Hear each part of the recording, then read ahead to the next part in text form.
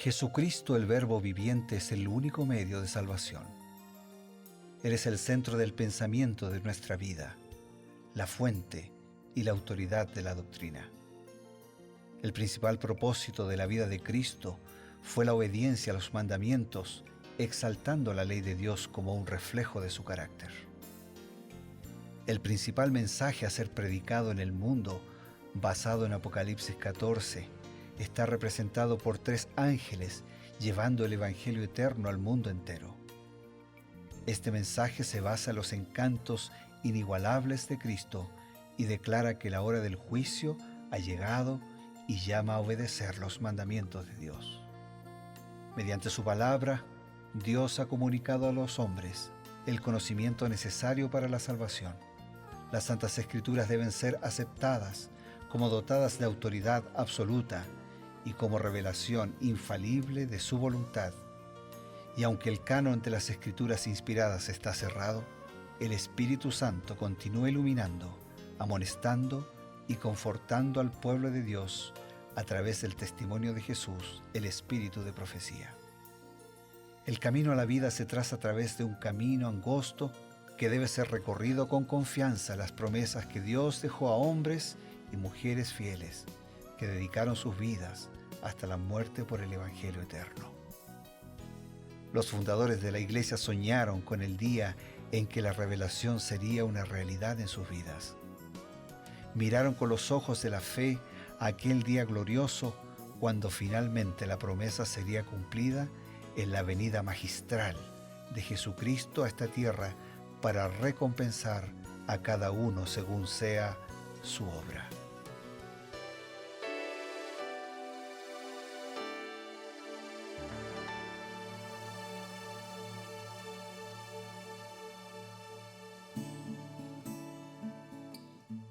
Qué grata compañía, queridos amigos, aquí en La Nuevo Tiempo, en su programa Creer en sus Profetas. Estamos con la presencia del pastor Bruno Razo, a quien le extendemos una cordial bienvenida y, bueno, queremos compartir, como siempre, los consejos que nos trae de la Palabra de Dios. Muchas gracias, Pastor Ever. Es una alegría siempre, es gratitud a Dios por el privilegio que tenemos de hacernos un tiempo para leer, para meditar, para aplicar a nuestra vida el mensaje de Dios y hacerlo en compañía de tantos amigos, de tantos hermanos que a través de radio, de televisión, de internet, todos los días nos encontramos o nos reencontramos.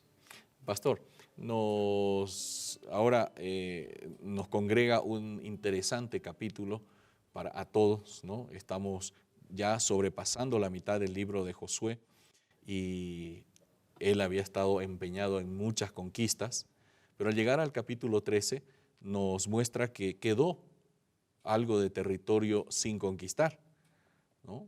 Y a pesar de que hubo tierras sin conquistar territorio, Josué no continuó la guerra. El Espíritu de Profecía nos dice algo, si hay alguna razón para esto. Sí, en el mismo libro que venimos mencionando, Patriarcas y Profetas, en la página 488, Elena de White escribió: sin embargo, Josué no debía de continuar la guerra. Había otra obra que el gran jefe debía hacer antes de dejar el mando de Israel. Toda la tierra, tanto las partes ya conquistadas como las aún no subyugadas, tenían que repartirse entre las tribus, y a cada tribu le tocaba subyugar completamente su propia heredad. Con tal que el pueblo fuera fiel a Dios, Él expulsaría a sus enemigos de delante de ellos y prometió darles posesiones todavía mayores si tan solo eran fieles a su pacto. O sea que Dios les había prometido una tierra, pero una tierra libre de enemigos. Claro. Entonces el mismo Dios que había prometido una tierra, también el que prometió liberar esa tierra de enemigos para que pudieran disfrutarla, aprovecharla y estar en paz, ¿no? Pastor, quiere decir que ellos tenían una parte que hacer, no es solamente Josué, el gran comandante que barría con todos los enemigos, limpiaba la tierra y ahora ellos tranquilos iban y se asentaban, sino que cada tribu tenía que terminar de conquistar. Parece que había una doble digamos, idea. Uno, que Josué tenía que repartir la tierra equitativamente, y dos, había algo que cada tribu tenía que hacer. Es así. Y los dos son principios que provienen de Dios. La justicia proviene de Dios. Ajá. Y la unión entre el esfuerzo, o sea, la acción divina y el esfuerzo humano. Nosotros tenemos que confiar como que todo depende de Dios, pero al mismo tiempo tenemos que actuar como que todo depende de nosotros. Y la Biblia está lleno de eso. Claro. Está lleno. Cuando David mata a Goliat, ¿quién lo mató? Fue David. Fue David. ¿Solo? Claro. ¿Quién le dio a David esa idea de tomar la piedra? ¿Quién le dio la puntería? ¿Quién ayudó para que ese golpe fuese certero? Y así, cuando el mar se abrió, ellos tuvieron que hacer su parte, confiar, meterse adentro del Mojar agua. los pies. Y así, cuando vamos al Nuevo Testamento, la multitud que fue alimentada, alguien tuvo que poner panes y peces. Claro. Y cuando el primer milagro, el agua se transformó en jugo, ¿no?, para apagar la sed de aquellos convidados a la boda, tuvieron que ponerle agua a las tinajas. Y cuando Lázaro fue resucitado, alguien tuvo que correr la piedra. Claro.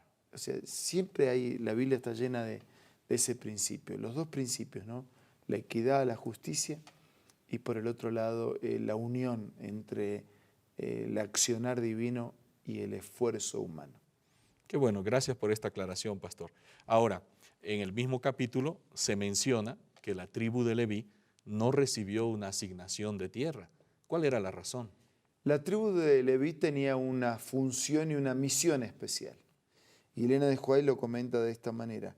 La distribución de la tierra fue encomendada a Josué, a Eleazar sumo sacerdote y a los jefes de las tribus para fijar por suerte la situación de cada tribu. Moisés mismo había fijado las fronteras del país según se lo había de dividir entre las tribus cuando entraran en posesión de Canaán, y habían designado un príncipe de cada tribu para que dieran atención a la distribución.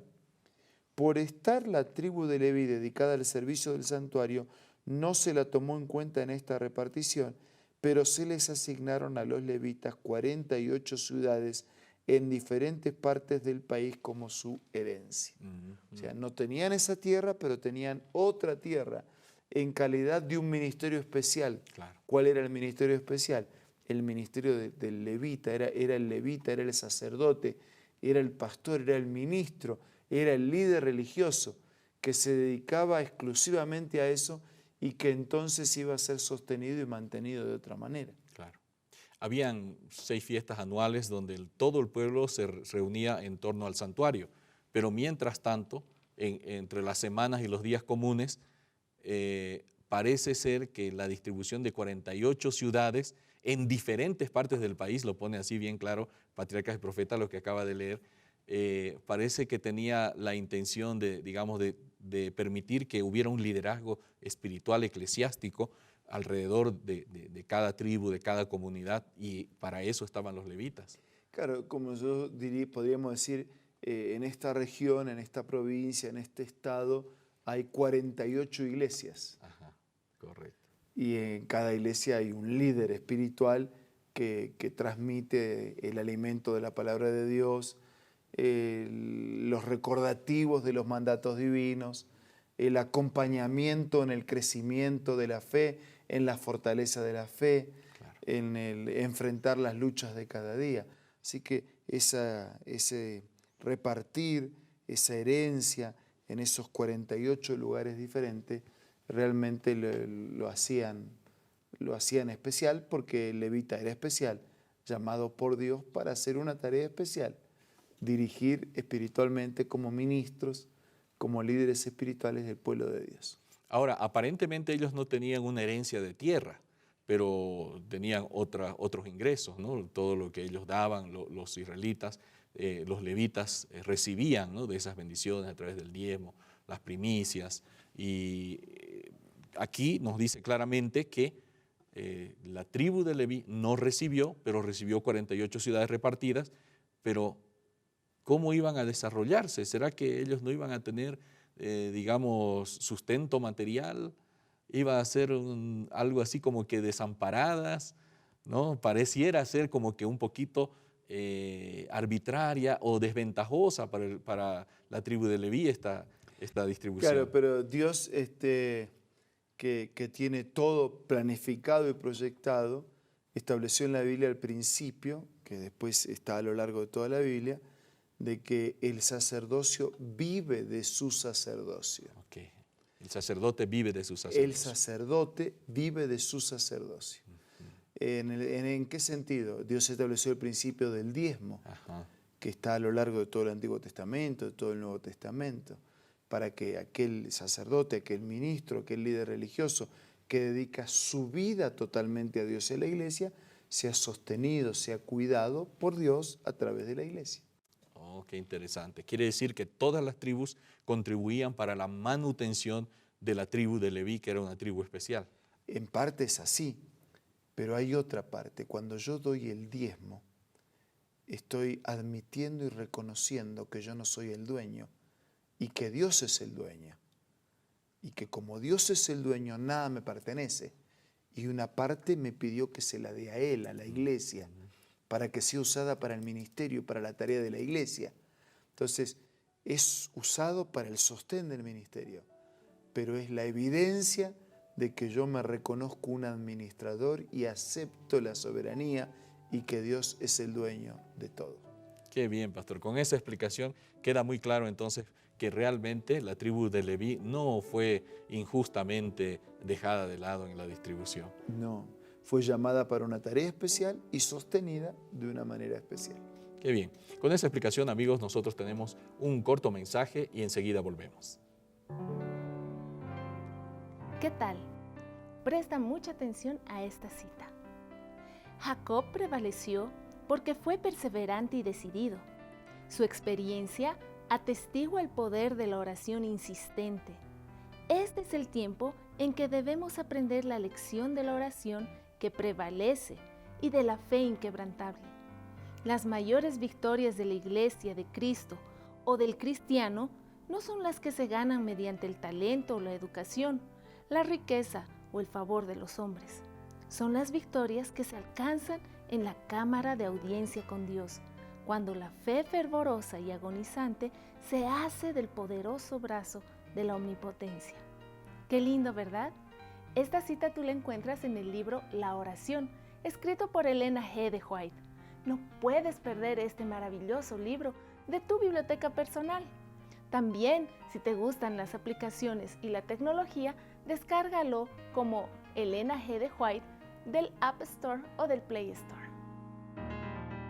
Regresamos y queremos pedirle al pastor Bruno que nos haga un resumen de este capítulo y entonces tenemos la oración. Ha sido bueno estar juntos hoy como cada vez que podemos hacerlo, para recordar de que el líder espiritual tiene que dedicarse a eso, a ser líder espiritual. Claro. Cuidar la iglesia, cuidar la congregación, cuidar la oveja que está dentro del redil y buscar la oveja que está afuera. Y quienes somos creyentes tenemos que sostener ese ministerio y ese sacerdocio para que juntos, todos, podamos desarrollar un ministerio de preparar una vida para compartir con Dios la eternidad. Por eso ahora quisiera orar para que Dios nos ayude a ser fieles. Querido Dios, ayúdanos a todos, líderes y liderados, para que podamos ser espirituales y fieles. Bendícenos a todos, te lo pido y te lo agradezco en el nombre de Jesús. Amén. Amén. Esto ha sido Creed en sus Profetas. Tenemos un encuentro marcado ya cada día a través de la Nuevo Tiempo en este programa y por supuesto con la participación de ustedes y el Espíritu de Profecía con los consejos que nos presenta el pastor Bruno Razo. Hasta entonces.